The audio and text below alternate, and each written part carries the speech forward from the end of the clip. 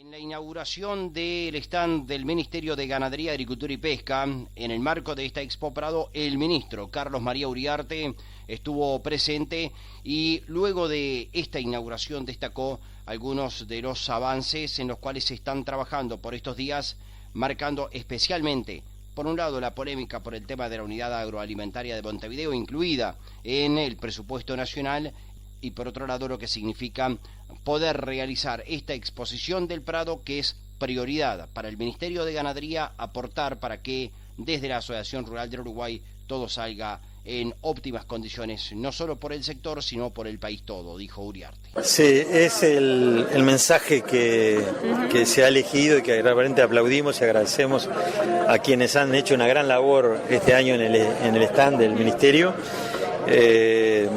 Y en la figura de Mercedes, capaz que les agradezco una vez más todo el amor que le pusieron y el mensaje que ellos sugirieron luego de muchas idas y venidas es la cocina de los productos agropecuarios, de los alimentos que el Uruguay produce y algunos consumimos, pero también la mayoría los exportamos al mundo.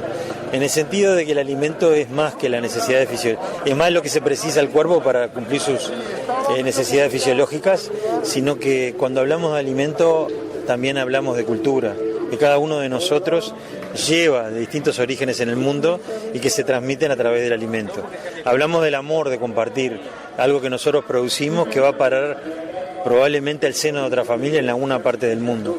Hablamos de la inocuidad con la responsabilidad que uno produce para que ese alimento llegue en óptimas condiciones a quien lo consuma en cualquier parte del mundo.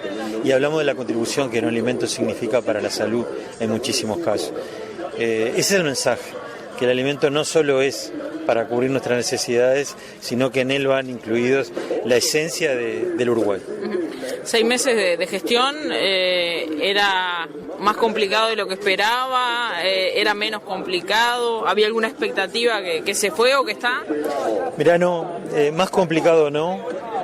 Expectativas, tengo todo por hacer todavía, o sea, porque las urgencias nos han llevado puesto, pero tenemos todo para ir instrumentando de a poco lo que podamos. Lo que sí me tiene desconcertado es la falta de tiempo. Eso sí, añoro tener días de 48 horas. Eso me ha agarrado por sorpresa, me ha desordenado la vida. Estoy desprolijo porque yo era una persona bastante metódica, que insertaba el trabajo con el ejercicio, y la verdad que ahora los días arranco de madrugada y no sé a la hora que termino, y me tengo que ordenar. Eso es lo único que me ha sorprendido. Ministro, en un momento muy particular hoy, con una polémica, con una unidad alimentaria de Montevideo, que bueno, que va al Parlamento una ley para que sea el Ministerio quien la maneje. La Intendencia pide dialogar, lo decía el propio Intendente aquí mismo. Sí, yo lo saludé al Intendente. ¿Han tenido diálogo? No tuvimos la instancia, y en eso asumo la responsabilidad de no haberla tenido, porque los hechos se nos fueron dando precipitadamente y no hubo jamás una intención de omitir a nadie en el diálogo. Los tiempos se nos iban y 3 días antes de la fecha de finalización de la presentación de la ley de presupuesto fue cuando incluimos esos artículos, porque si no ya iban a quedar afuera. Y nosotros entendíamos era fundamental que el tema se tratara, que el tema estuviera arriba de la mesa y lo tratara el Parlamento, y que sea el legislativo el que resuelva en definitiva el Parlamento cuál es el camino a seguir. Por eso cuando tuvimos el encuentro con el Intendente, mi comentario es que Dios ilumine nuestro camino para encontrar la mejor salida juntos para el Uruguay. Se produjo con total normalidad el ingreso de los animales tal como estaba previsto en la primera jornada. Desde ese punto de vista no existieron problemas de ningún tipo. Algunas protestas, 5 o 6 personas que participaron de una manifestación en contra del maltrato animal en el marco de lo que fue la inauguración de la muestra, fue otro de los puntos que marcaron esta primera jornada de la exposición.